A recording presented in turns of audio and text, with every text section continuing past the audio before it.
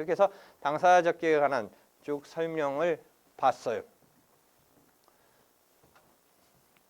그러면 그 당사자가 등장하는 이제 소송 형태 중에 복잡한 것이 채권자 대의 소송이니까 그걸 한번 보도록 하죠. 채권자 대의 소송을요. 민법 규정은 이제 404조가 이렇게 되어 있네요. 404조가.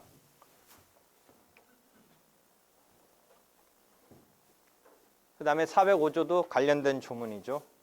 그래서 그 특징은 집행권원의 존재를 요하지 않고 채무자의 권리를 행사한다죠.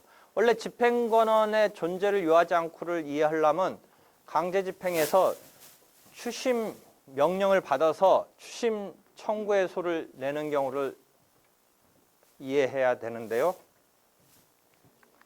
잠깐 이야기를 빠져서 집행법적인 지식이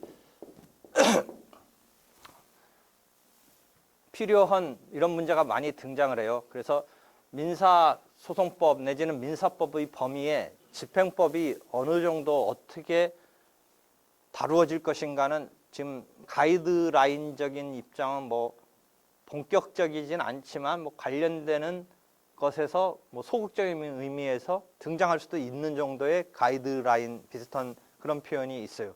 지금 하나 등장하는 것은 집행권원의 존재를 요하지 않고 이런 이야기가 나오는데요.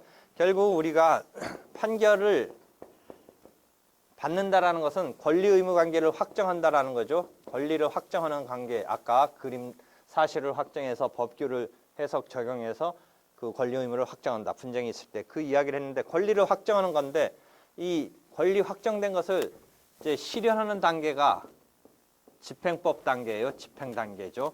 물론 이 판결 이전에 다툼이 있어가지고 서로 막 싸우다가 그 결론이 내려졌으니까 공권적인 법원의 판단에 의해서 결론이 내려졌으니까 요 단계에서 순수히 피고가 또는 원고가 받아들이면 되는데 피고가 받아들이는 것과 함께 그 내용대로 이행을 하면 이런 단계는 설정할 필요가 없는데 다툼은 본인이 받아들이든 안 하든 확정이 됐으니까 일단 어쩔 수 없이 기판이 발생하니까 더 이상 다툴 수는 없게 됐는데 그 이행이 마음이 내키지 않아서일지 아니면 진짜 이행할 만한 재산이 없어서일지는 모르겠지만 임의의 이행이 그 다음 단계에서 안 된다면 부득이 원고는 강제 집행을 들어갈 수밖에 없죠. 판결 내용대로 이행이 안 되면. 그래서 이 판결이 이 경우에 집행을 할 수 있는 권한이 되는 거죠.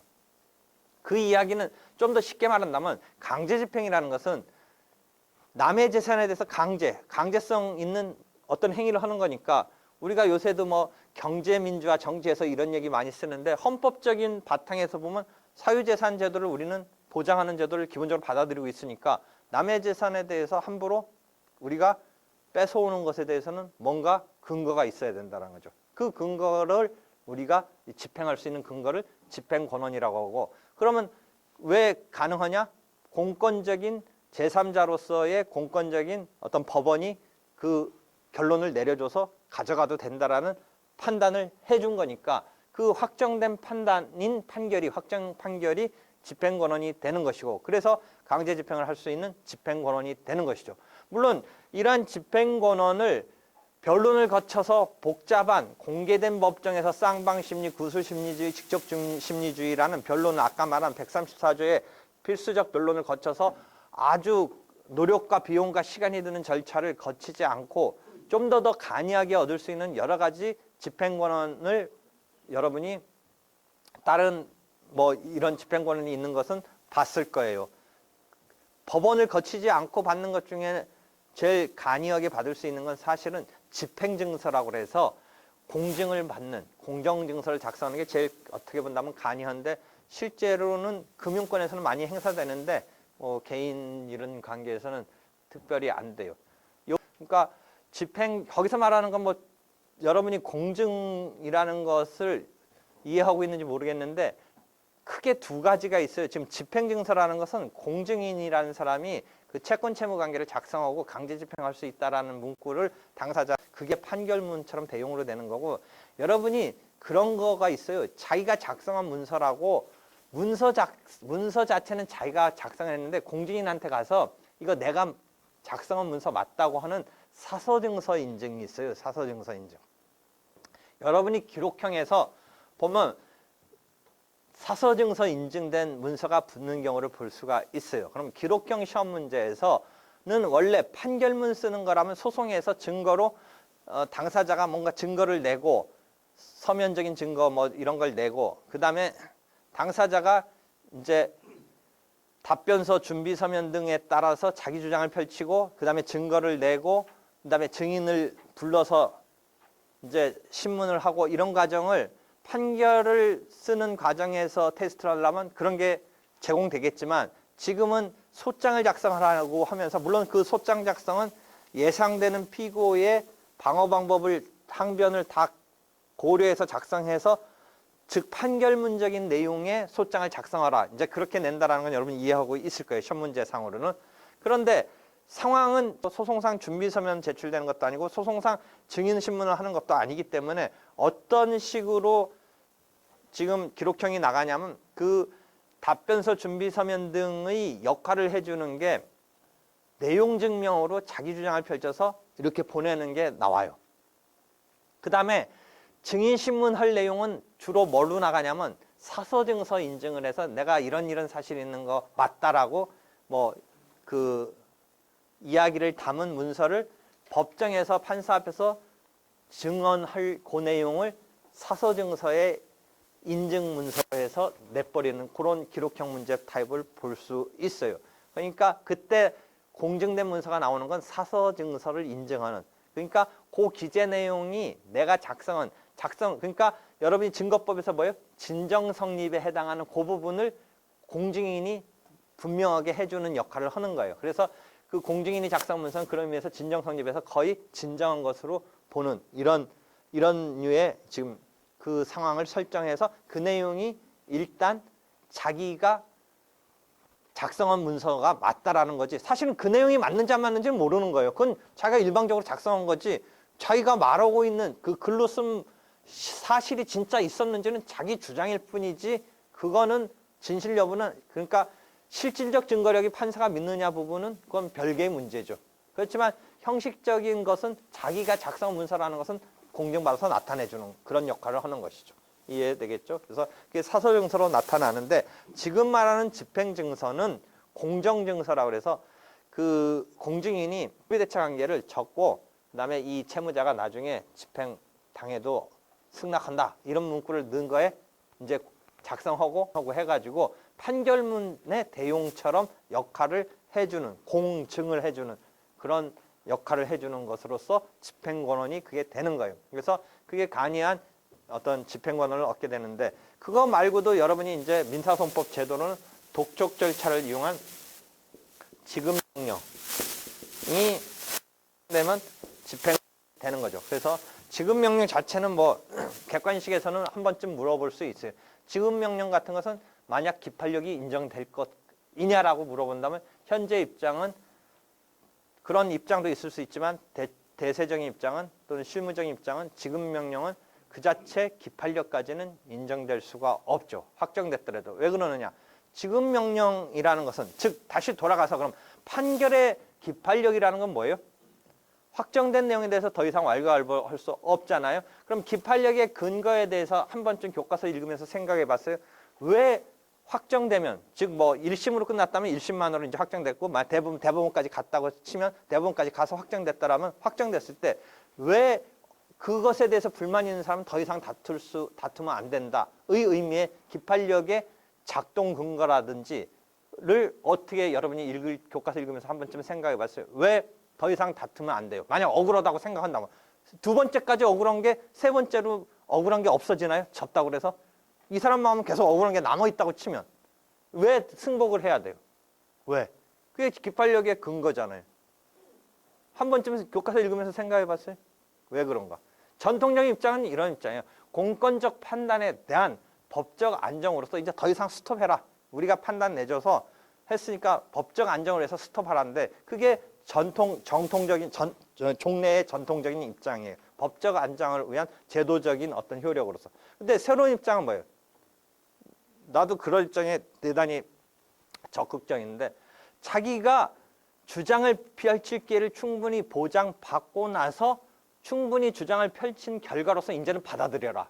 자기가 주장을 펼칠 기회에 대해서 충분히 절차 보장을 받은 상태에서의 자기 책임으로서의 기판력. 그런 부분이 그 두 번째 입장으로 나오는 거예요. 그럼 두 번째 입장을 부각시키는 적극적으로 보는 게 나 생각인데 두 번째 입장을 구체적으로 부각시키면 변론이라는 게 무진장 중요한 거예요. 변론이라는 건 자기 주장을 펼칠 기회를 공개된 법정에서 쌍방심리로 판사 앞에 구술로 내 주장을 펼칠 기회를 부여받은 결과로서 내려진 결과로서 이제 승복하라 이거예요. 자기 책임. 그러면 그게 무슨 차이가 있어요? 여러분이 기판력의 시적 범위에서는 그런 거 안 나오는지 나오는지도 모를 것 같은데 근데 변론 종결 시점 기준으로 차단이 된단 말이에요. 그 전에 주장을 펼치는 것이 문제 더 이상 스톱된다, 차단된다 의미의 차단이잖아요. 근데 나는 거기서 어떻게 해요? 무조건 차단된다라는 입장에서 취소권, 해제권 이런 것이 형성권이 시적 범위에서 차단된다라는 게 실권된다 이런 입장에서 나는 혹시 자기가 그런 주장을 펼칠 기회가 완벽하게 보장되지 못했다면 차단에 있어서 기판력을 무너뜨리고 다시 주장을 펼칠 기회를 부여한다라는 입장까지 갈 수도 있는 거예요. 여러분이 거기까지는 생각할 필요 없는데 잘 이제 생각해 보세요. 그 앞에서 충분히 자기가 예컨대 사기당해서 취소했다라는 것이 여러분 이제 사기 뭐 해제 이런 취소권은 차단되고 상계권 건물 매수 정권은 또 나름대로 특색이 있기 때문에 이제 차단이 안 된다로 가는데 예컨대 차단된다고 할 때 얘 입장에서 자기가 취소권 해제권을 미처 행사하지 못한 게 지, 부지, 고의, 과실을 불문하고 차단된다. 법적 안정을 위해서 무조건 차단된다라는 게 전통적 입장인데 내 입장을 생각해보면 그런 취소권을 행사할 수 없었던 자기 책임을 질 수 없는 사유가 있다면 차단되지 않을 수도 있다는 생각을 하기 시작하는 거예요. 거기까지는 더 나갈 필요는 없지만 그런 개념이에요.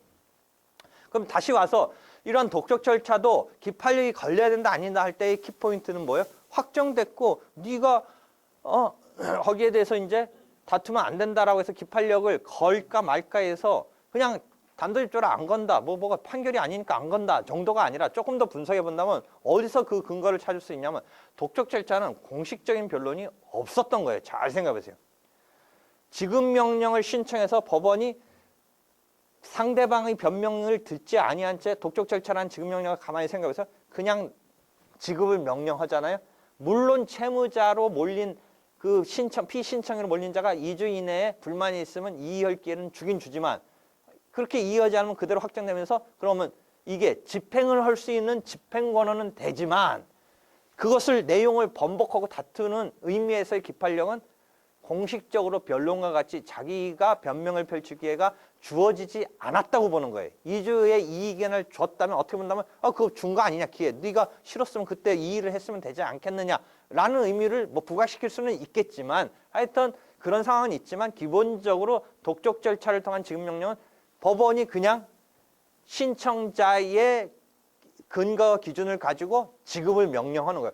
변론을 거쳤느냐 안 거쳤느냐라는 그 변론이 대단히 중요한 역할을 하는 거고 그 변론을 통해서 내려진 종결을 하고 내려진 판단에 대해서의 어떤 판결의 효력이 미쳐야 되는 아주 중요한 장문인 변론이 이 지급 명령에는 없었다라는 걸 생각해 볼 때 그럼 기판력을 부정하는 입장으로 받아들이는 그 충분한 나름대로의 논거로 이해를 하면서 이렇게 보면 민사소송법이 상당히 재미있달까 이게 단순 암기가 아니라는 것을 이해할 수 있죠. 그러니까 여러분이 공식적으로 그냥 지급명령 뭐 기판력이 부정된다라고 생각할 게 아니라 그런 과정을 거쳐서 이게 기판력이 인정됐을 때의 뭐 이런 거 등을 한 번쯤은 되새기면서 공부를 뭐 학습을 하면 참 좋겠는데 어떨지는 모르겠어요. 그래야지 나중에 그러면 기판력을 깨고 싶었을 때 또는 기판력을 지금 깨는 게 인정되지 않는다는 게 일반적인 입장인데 오히려 기판력을 인정하고 싶었을 때 또 나름대로 뭐 논리를 개발한다든지 근거를 댄다든지 이런 이제 과정이 있지. 맨날 정답만 외워서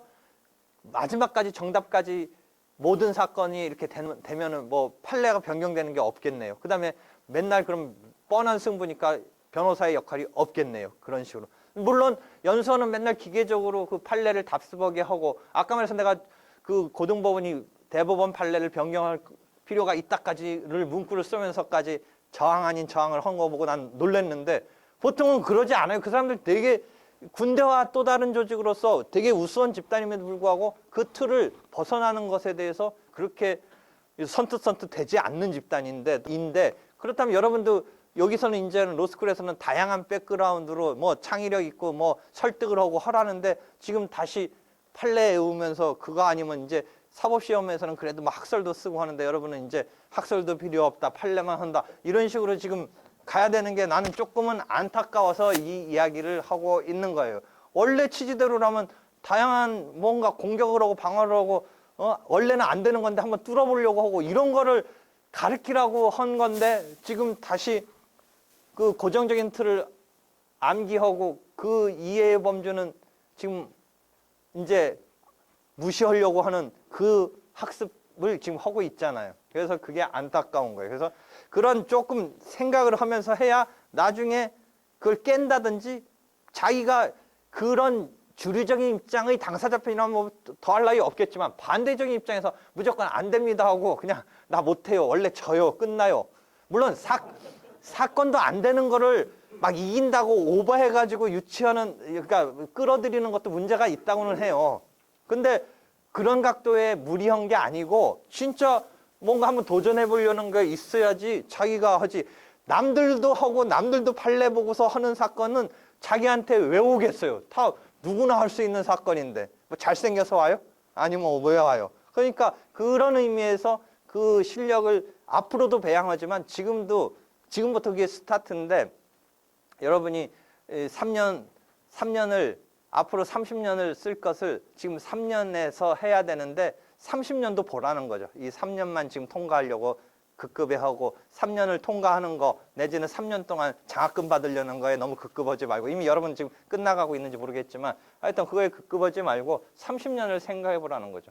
이게 끝나고 이걸로 끝나는 게임이라면 여기다 전력 투구 하는 게 맞지만 여기가 끝나는 게 아니라 이걸 발판으로 30년을 살아야 되는데 지금부터 그래도 자꾸 그런 것도 이제 살려서 자기가 학습을 해야지 하는 그런 마음이에요. 그래서 지금 명령의 경우는 기판력이 집행력은 있지만 없다라는 게 지금 일반적인데 하여튼 집행권한이 되는데 무슨 이야기를 하려다 이렇게 하냐.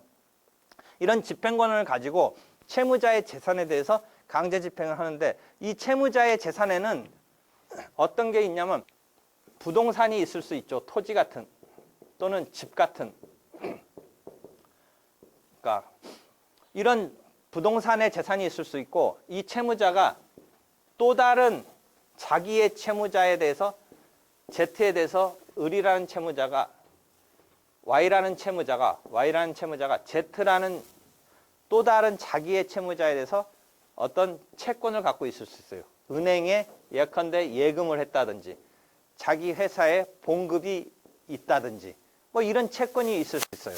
아까 말한 대로 보증금 반환 채권이 있다든지 이런 상황이 있을 수 있어요.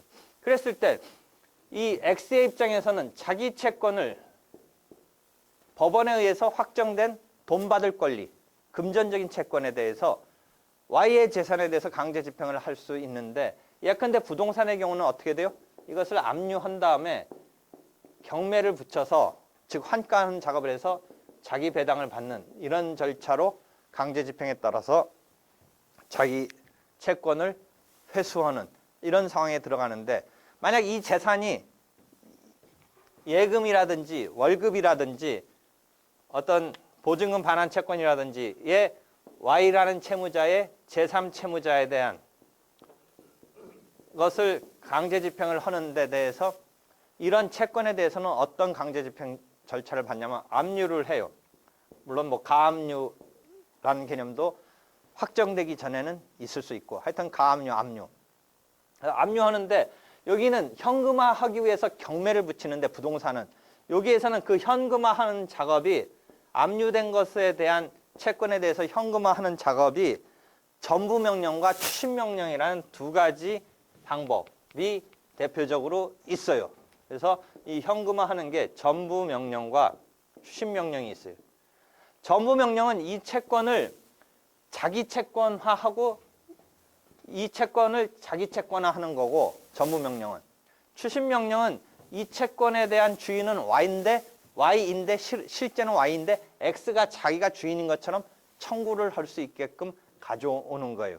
그래서 이전이란 표현을 쓸 수는 없고 추심할 수 있는 그런 권리가 오는 거예요. 이전의 개념은 전부 명령의 경우는 이전적인 개념이 오는 거고 이전의 개념이고 그러니까 전부 명령은 채권 양도적인 거와 유사하고 추심 명령은 이것을 갖다가 추심할 수 있는 청구할 수 있는 그런 상황이 오니까 채권자 대위권하고 비슷한 거예요. 그래서 추심 명령이 채권자 대위권하고 비슷하고 그러니까 채권자 대위권에서 채권자, 채무자, 제3채무자고 이 채권자가 자기의 피보전 채권을 의해서 채무자의 제3채무자에 대한 채권을 대의 행사한다. 이거와 추심 명령을 받아서 자기가 추심을 한다. 추심 명령에 따라서 이 Z가 순수하게 X한테 Y한테 줄 돈을 주면 추심 명령에 따른 추심금 청구의 소를 들어갈 필요가 없는데 추심 명령에 따른 추심에 대해서 Z가 안 해주면 Y가 이 청구할 이것을 자기가 청구를 할 수 있다라는 이런 게 추심금 청구의 소고 그 추심 명령에 따른 추심금 청구의 소가 채권자 대의 소송의 틀하고 비슷해지는 상황이죠. 그런데 채권자 대의 소송은 이때 집행권한이 없이도 대의 요건에 의해서 충족되면 할 수 있는 것인데 반해서 지금 추심금 청구에서는 추심 명령을 받아서 추심 청구의 소를 가는 이런 상황이 되는데 추심 명령을 받기 위해서는 요 확정된 판결이 필요하다. 집행권한이 필요하다의 이야기가 요 이야기죠. 그래서 집행권한의 존재를 요하지 않고의 의미가 그런 의미가 되죠.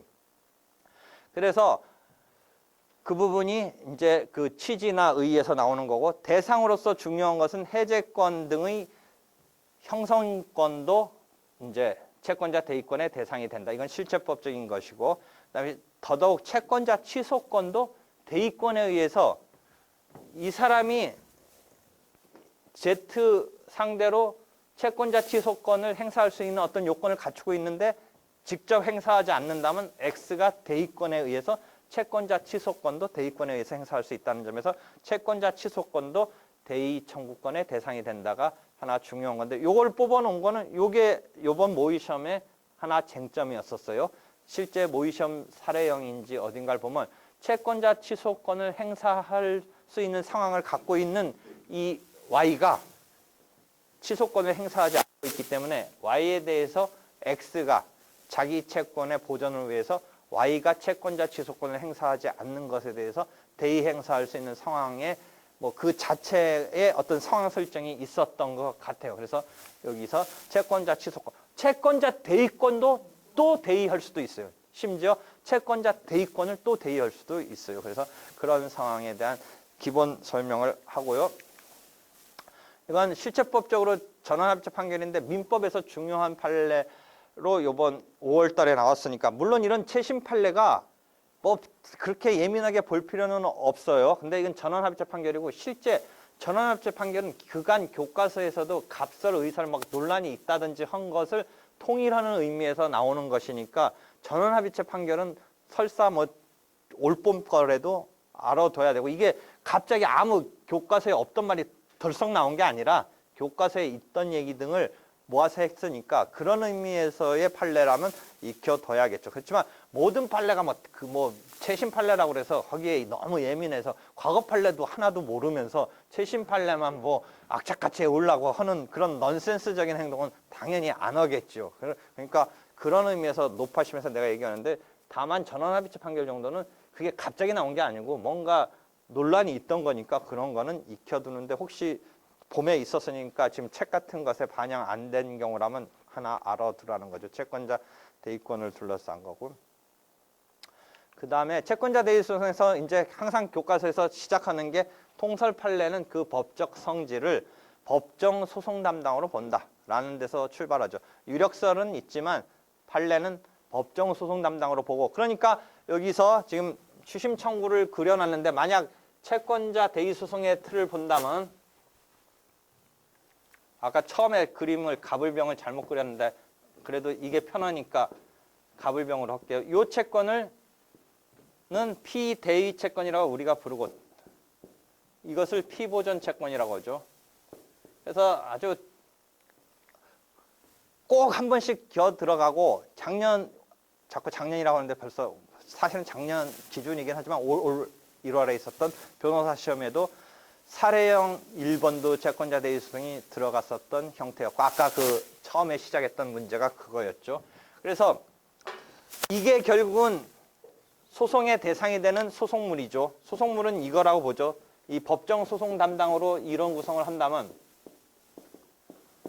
이게 소송물이고 요 피보전 채권은 갑이 주인공이 을인 채권을 대의 행사할 수 있는 당사자 적격을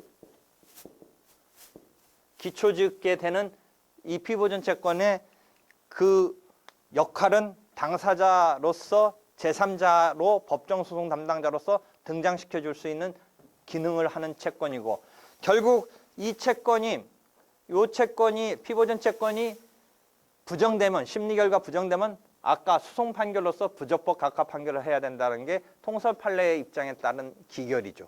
한편 피대의 채권이 인정되지 않는다면 뭐 유력설에서 뿐만 아니라 통설에서도 요게 소송물이니까 요 경우는 요게 인정되지 않으면 청구 기각의 판단을 내리게 되죠. 그래서 아까 소송 요건의 선순위성과 관련해서 아마 정확한 문제는 모르겠지만 요번 사법시험 문제가 요 피보전 채권 아까 얘기했던 게 그거죠. 요거의 심리 여부의 결과는 약간 미정인데 요 피대의 채권의 결과는 기각적인 심리이 확실히 들고 있다라면 과감하게 기각 판결을 할 수 있겠는가를 물어봤던 거고 아까 또 거기에서 뭘 물어봤냐면 요 피보전 채권은 소송 요건으로서 직권 조사 사항이다. 뭐 이런 것은 요번 시험에서도 아마 객관식에서도 언뜻 그런 지문이 하나 있었던 것 같아요.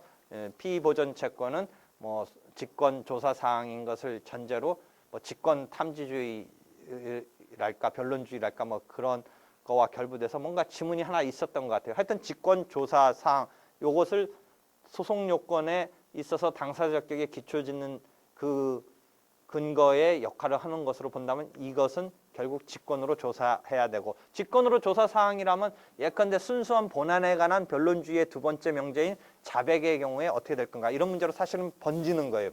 그러니까 요 본안에 해당하는 것은 변론주의의 두 번째 명제인 자백의 구성력에 의해서 본안에 관한 기초 어떤 요건 사실에 대해서는 자백이 성립하고 그다음에 그것을 갖다가 취소 철회하는 데 있어서는 288조의 증거법 첫 점을 보면 진실에 반하고 착오에 기인한 경우 그 두 요건을 다 충족을 해야 돼요.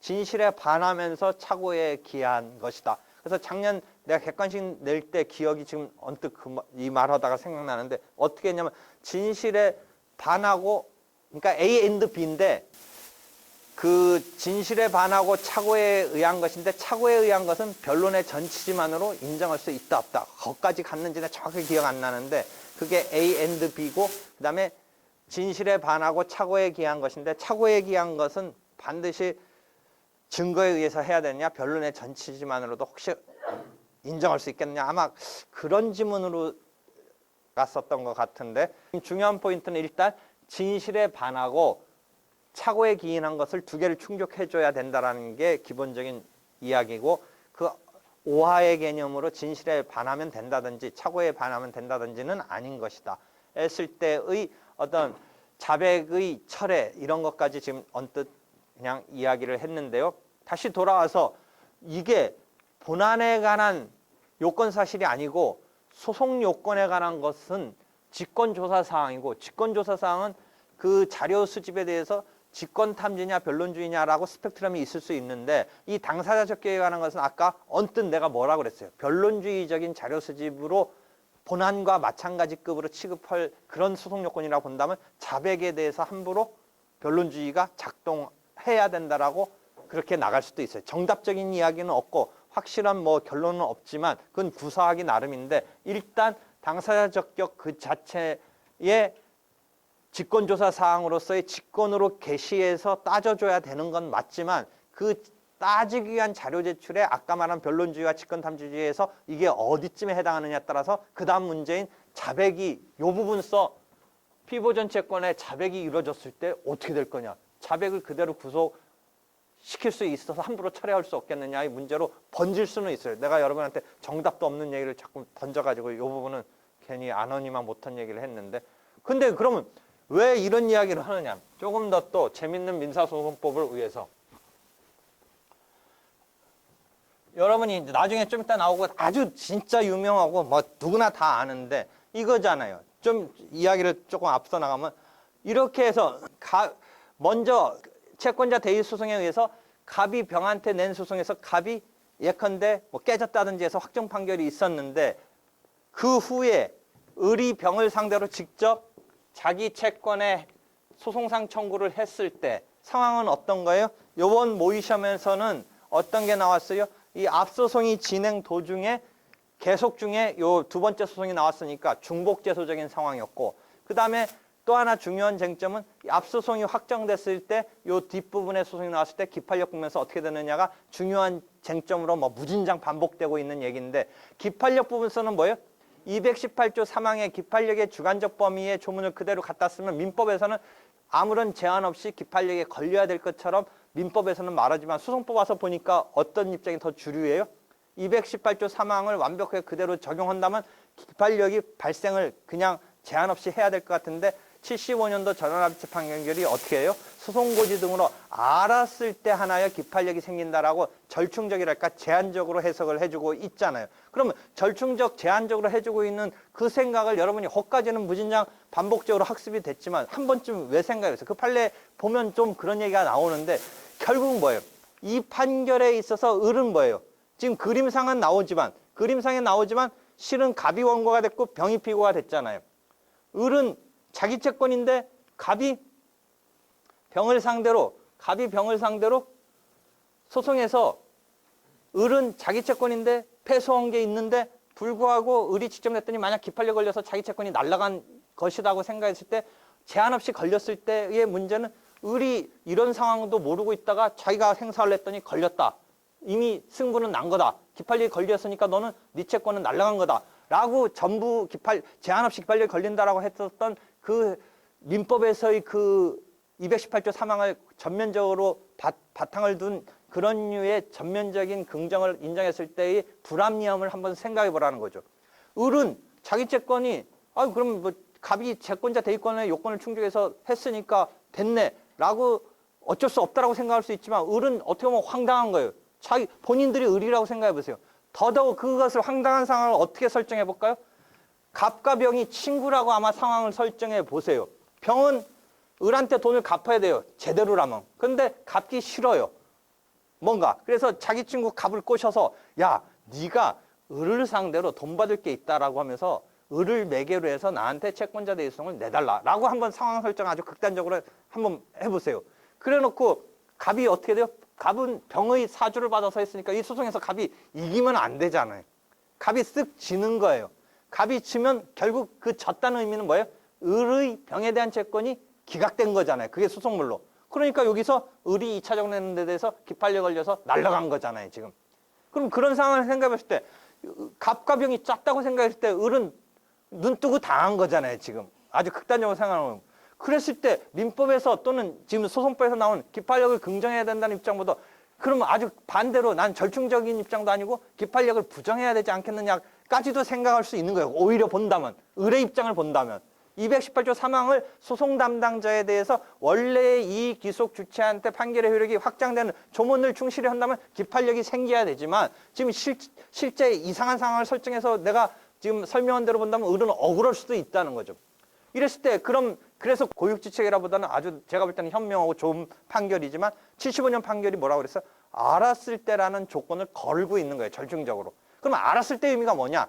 을이 알았다면 이 소송에 컨트롤해서 자기가 그게 아니다 뭐 하고서 뭔가 이런 소송에 자기가 그 규제한달까 간섭한달까 뭔가 그게 이상하게 흘러가는 것에 대해서 하여튼 관여하면서 뭔가 할 여지는 일단 알아야 그런 상황도 나오죠. 모르면 그 소송 끝나버리고 확정되면 이게 뒷박치고서 자기가 모른 채 냈다가 이렇게 당할 수도 있기 때문에 이것을 알았을 때라는 것을 걸어주고 있다는 거죠. 그러면 이게 알았을 때 을은 어떻게 했어요? 이 소송에 자기가 당사자는 아니죠. 갑이 원고고 병이 피고인데 을이 소송 바깥에 있었던 사람인데 을이 이것을 알고 나서 뭔가 간섭을 할 때에 어떻게 간섭을 하는 방법을 생각해 보겠어요. 자기가 이 소송의 주인공으로 등장을 해야 뭔가 감나라 코나라 거기서 하겠죠. 그럼 여러분이 이제 그런 문제를 봤어요. 이 을은 이 소송에 공동소송 참가를 할 수 있느냐? 아니다. 보조 참가밖에 못한다. 그런 유명한 쟁점이 있어요. 그 유명한 쟁점은 누구 때문에 또 생긴 거예요? 내가 뭐라고 얘기하고 있느냐? 이 을이 이시훈 선생님 책 등이나 보면 중복제소로서 을이 갑의 이 공동소송 참가는 중복제소에 걸리면서 공동소송 참가를 할 수 없고 그냥 공동소송적 의미든 하여튼 뭐든 보조 참가적인 것밖에 안 된다라고 얘기하면서 그 논거는 중복된 소재기로 보고 있는데 나는 중복제소는 모순 저촉된 판결이 나올 가능성 때문에 그 중복제소를 거는 취지 완전한 똑같은 사건은 뭐 모순 저촉이 아니더라도 똑같으니까 안 되겠지만 이게 언뜻 눈으로 봐서는 주체가 좀 틀리지만 이 병이 직접 내는 거와 갑이 채권자 대위 소송을 낸 게 중복제소로 보는 취지는 모순 저촉적인 이런 상황을 설정을 해서 본다라고 했을 때 별소로 내는 것은 중복제소에 걸려야 되겠지만 별소로 낸다는 건 뭐예요? 판단 주체인 법원이 틀린 거예요.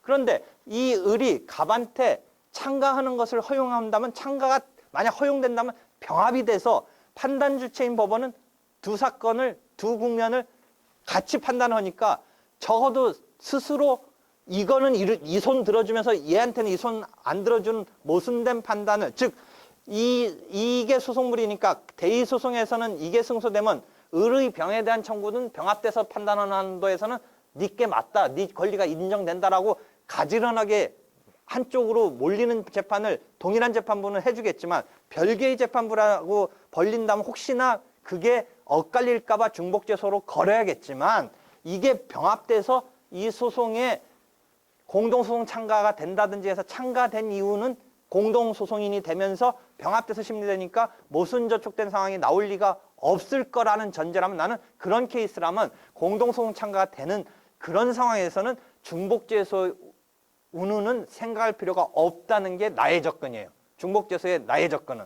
그러니까 병합이 되면 중복제소라고 우리가 커트해야 될 그런 모순된 판단의 우려는 이미 없어지는 거니까 더 이상 중복제소를 끌어들일 필요는 없어요. 그럼 뭐 때문에 을이 이 소송에 들어가는데 당사자로 못 들어가느냐, 보조 참가만 할 수 있느냐를 나는 다른 각도에서 구상을 하는 거예요. 만약 구상을 한다면. 근데 여러분 기준에서는 어떻게 얘기하느냐?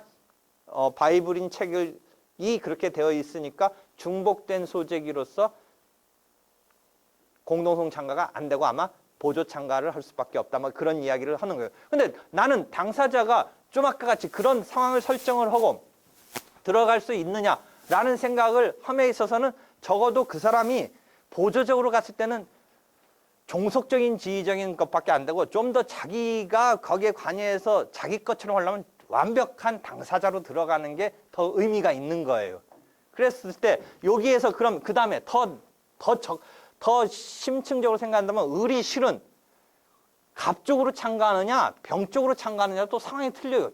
교과서 어떤 교과서든지 그런 얘기를 안 하고 있는데 이 병이 을이 갑 쪽으로 참가할 때는 갑하고 한 편이 되는 거잖아요. 잘 생각해보세요. 근데 을의 입장에서는 갑이 반대일 수도 있어요. 자기가 지금 아까 같은 상황이 분명히 반대겠죠. 네가 나한테 무슨 채권이냐. 피보전 채권 있지도 않은 게 예컨대 병의 사주를 받아 선다는 상황을 생각해 볼 때는 그런 상황이 있을 수 충분히 두드러지잖아요. 그러니까 을이 오히려 병 측에 참가할 필요성이랄까? 갑에 대항해서 갑이 오히려 나한테 황당하게 걸어온 내 채권을 갖고 황당하게 걸어온 갑의 반대편에 쓸 수 있는 상황도 생각할 수 있는 거고 그러니까 오히려 을은 두 가지로 본다면 갑이 대의소송 낸다고 냈지만 갑의 소송 수행이 미덥지 않아서라는 이유라면 갑 측에 참가할 상황이 나올 수 있고 갑이 못마땅한 경우라면 못마땅하면 갑의 반대 카운터 파트로 들어가야지 어떻게 그 파트로 들어가겠어요. 그러니까 을이 갑한테 들어가느냐 병한테 들어가느냐 상황이 또 틀릴 수도 있어요. 근데 교과서에는 전혀 그런 말 하고 있지 않아요. 잘 생각해보세요. 여러분도 지금까지 갑 측에 들어가는 것만 생각했을 거예요. 근데 갑 측에 들어가는 건 생각해보세요. 갑하고 지금 오히려 반대의 지금 이런 상황이라고 생각해보세요. 그럼 일로 들어가는 게 무슨 의미가 있어요? 자기가 직접 받겠다 이런 거잖아요. 지금 그러려면 결국 갑 너 나한테 피보전 채권 없다 이걸 싸워야 되잖아요. 을이 지금 갑축에 들어가려면 어떻게 해야겠어요? 갑 네가 나한테 피보존 채권이 없고 이게 내 권리고 내가 행사하겠다. 이런 식으로 원고 측에 들어갈 수밖에 없죠. 아까 말한 대로 원고 갑의 소송 수행이 채권자 대의 소송이 미덥지 않아서 내가 갑과 어느 정도 넓은 의미의 한편이 돼서 한다면 갑 측에 들어갈 수는 있는 거지만 지금 아니라면 아닌 거잖아요. 그러니까 오히려 나는 갑이 네가 나한테 피보존 채권이 있느냐 이런 당사자 적격은 언제까지 갖추고 있으면 돼요, 안 돼요? 아까 변론 종결시까지 갖추고 있으면 되니까 변론 종결시까지 싸워서 을이 갑을 이겨내면 누가 주인공이 되는 거예요. 드디어 채권자 대의 소송에서는 갑이 당사자 적격으로서 제3자로 소송 수행할 수 있는 근거가 됐던 피보존 채권의 존부가 변론 종결시 상황에 없다고 치면 을이 지채권의 주인공이 되는 거잖아요. 그런 의미에서 싸우면서 들어가려면 들어갈 수 있고 그런 의미에서 공동소송 참가도 하려면 할 수 있는 거다라고까지 나는 생각은 해보는데 하여튼 일반적인 지금 것은 중복제소를 근거로 공동소송 참가를 할 수 없다는데 물론 중복제소도 결과적으로 중복제소라는 거는 당사자가 완벽한 동의를 하는 거 말고 당사자가 동일한 급인 이 채권자 대의 소송이 중복제소에 걸리는 근본적인 원인을 보면 실은 갑이 을의 채권에 대해서 갑이 주체가 됐기 때문에 을은 더 이상 채권자 대의 소송이 대의권이 행사됐을 때 을의 당사자 적격이 중복적으로 살아있느냐 아니면 소멸되느냐 그런 싸움도 있을 수는 있고 중복적으로 살아있다면 당사자 적격이 있는 거니까 당사자 적격이 없어서 공동소송 참가가 안 된다는 말 자체는 모순이 되는 거고 만약에 당사자 적격이 대의소송이 있으면 더 이상 을은 없게 된다면 당사자 적격이 없어서 공동소송 참가를 할 수 없다로 들어가 그런 말이 더 맞는 직접적인 말이 되는 것이라는 게 내 생각이고 여러 가지 내가 이 부분에 대해서 고민이 있었던 부분을 지금 얘기하는 건데 여러분은 다시 결론은 공동소송 참가를 공식적으로 하지 못한다 정도로만 이해하고 보조 참가적인 역할밖에 못한다는데 다시 돌아와서 보세요.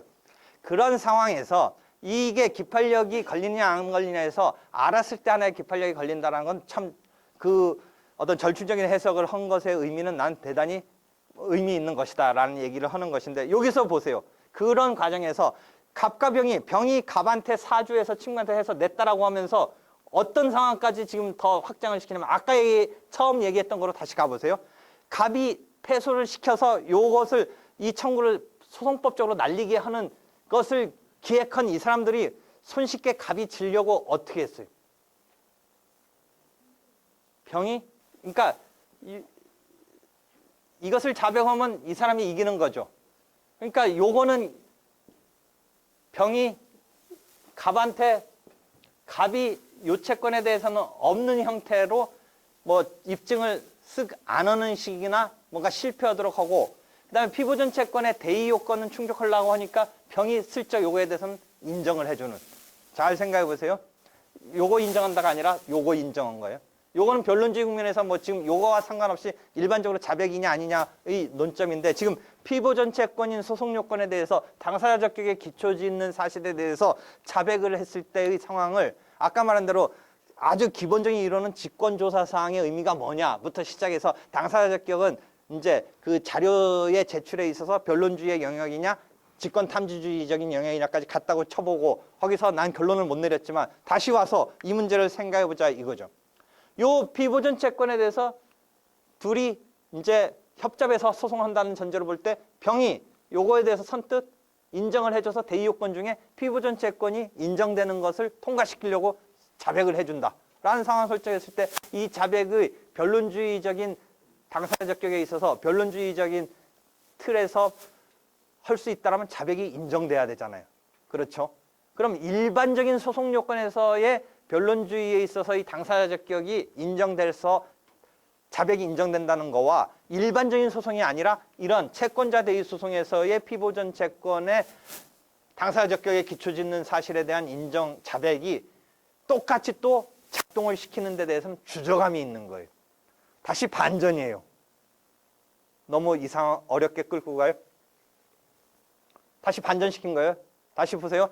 당사자 적격은 소송 요건으로서 본안과 밀접한 관계가 있으니까 직권으로 개시한다라는 개념에서는 직권 개시의 직권조사 사항인데 그 판단을 의뢰한 자료 수집은 변론주의가 작동하는 소송 요건이다라는 일반론에서 채권자 대유 소송에서 이런 상황을 특수하게 만들었더니 오히려 여기서는 자백을 변론주의의 적용으로 봐서 인정하면 불상사가 나올 수도 있다라고 반전시키는 거예요. 네? 그런 거예요.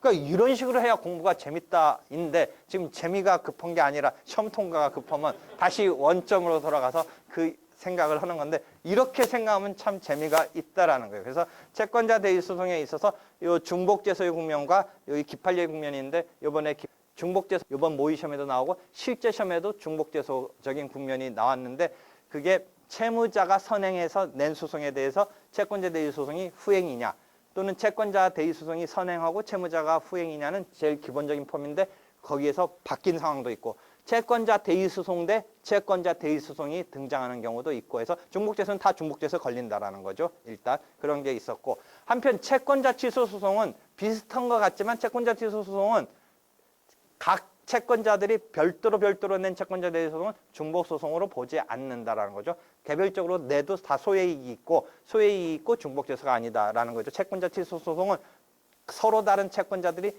각 대상 채권을 놓고서 냈을 때의 문제에서 중복제소적인 상황이 등장하는데 중복제소로 보지 않는다라는 게 그 특징이죠. 한편 이런 채권자 대유 소송에 있어서는 이 경우는 을이 직접 내는 게 중복제소냐 아니냐 중복제소에 걸린다라고 하는데 이거와 똑같은 형태였던 아까 추심 청구에서에서 추심에서는 어떻게 되겠어요? 추심 명령을 받은 이상은 계속 질문이 나오잖아요. 추심 명령이 등장했는데 기록형에서도 나오고 사례형에서 나오는데 강제집행적인 지식이 거기에서 이제 어느 정도 반영돼서 어느 범위에 내느냐의 딜레마적인 문제인데 실제 내더라고요. 냈어요. 추심 명령이 받아졌는데 누가 낸 거예요? 이제 추심 명령을 아까 그림으로 치면 여기 X가 Y에 Z에 대한 이 채권에 대해서 추심 명령을 받았는데 Y가 Z한테 냈을 때의 이런 국면이잖아요. Y가 Z에 냈을 때 어떻게 되느냐.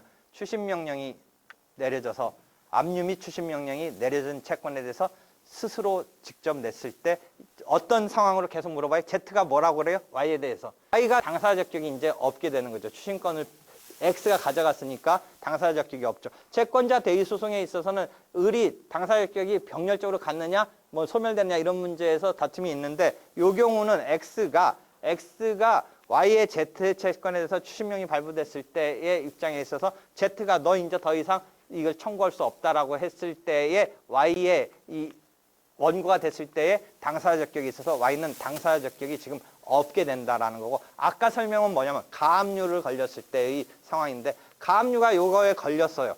Y의 채권자가 가압류를 걸었을 때의 경우에 Z가 뭐라고 하냐면 너가 지금 나한테 받으려는 채권 요게 받으려는 채권이 가압류 걸려 있다라고 따진 경우에 대한 설명하고 아까 그게 가압류가 걸렸더라도 추심만 못하는 이런 것이고 시효 중단 같은 목적 때문에 Y가 Z한테 할 수 있는 이 부분서 가압류가 걸린 건 상관없어요. 다시 보세요. 여기 X가 Y에 대해서 채권이 있어서 Y의 Z에 대한 채권에 가압류만 걸어놓은 경우라면 Y가 Z한테 청구하는 데 대해서 지장이 없다예요.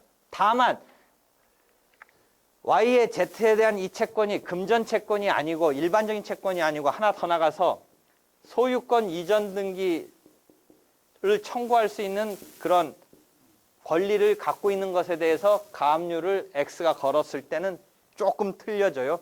이전 등기 청구는 등기는 실제 집행이라는 개념에 있어서 그답 등기부에 올리는 거니까 이 경우는 가압류 건 것의 의미가 살아 있어야 돼요. 그래서 이 경우는 이전 등기 청구권에 가압류나 압류를 걸었을 때는 Y가 내는 건 낼 수는 있지만 실제 판결은 단순 인용이 아니라 해제 조건으로 해서 이전 등기를 갖다가 가압류를 푸는 것에 대해서 해제 조건을 해서 그런 의미에서 일부 인용 판결이 내려지는 조금 상황이 틀려지긴 해요. 물론 청구하는 데는 지장은 없다. 다시 정리해 볼게요. 아까 뭐냐면 압류 단계를 지나서 압류 플러스 추심까지 받은 추심 명령이 받은 경우에는 이 Y가 Z한테 청구하는 데 대해서 Y는 더 이상 이제 직접 청구하는 데 대해서는 당사자 적격이 없다예요. 근데 추심을 받기 위해서는 추심 전에 압류를 먼저 그 채권을 걸거든요. 압류 내지 확정되지 않았을 때는 가압류를 거는데 가압류적인 상황에 있어서에 걸려 있을 때는 Y가 소송 내는 건 지장 없고 하는데 만약에 이게 이전 등기 청구권에 압류를 걸었을 때는 실제 판결은 해제 조건을 해서 이 압류를 푸는 것을 해제 조건으로 해서의 일부 인용 판결을 내려주고 그냥 일반 채권일 때는 단순 인용 판결을 내려준다. 이 쟁점은 뭐 집행법적인 지식이 조금 필요한데 너무나 지금 계속 물어보고 있는 질문인 거죠. 계속 물어보고 있는 질문이니까 요번 실제 변호사 시험에서도 요 부분인가 요 부분인가 둘 다 나왔을 거예요. 요번 1회 변호사 시험은 아마 둘 다 나왔을 거예요. 가압류 걸린 것에 대해서 Z가 뭐라고 방어 펼친 거가 나왔었던 것도 같고 그다음에 이전 등기 청구권에 대해서도 압류인가 가압류 걸린 것에 대해서 뭔가 문제가 하나 있었던 것 같아요. 이 두 개 다 질문에 어디선가 등장했었던 것 같으니까 계속 질문 될 것 같아요. 그러니까 알아두도록 하고요. 예, 수고했어요.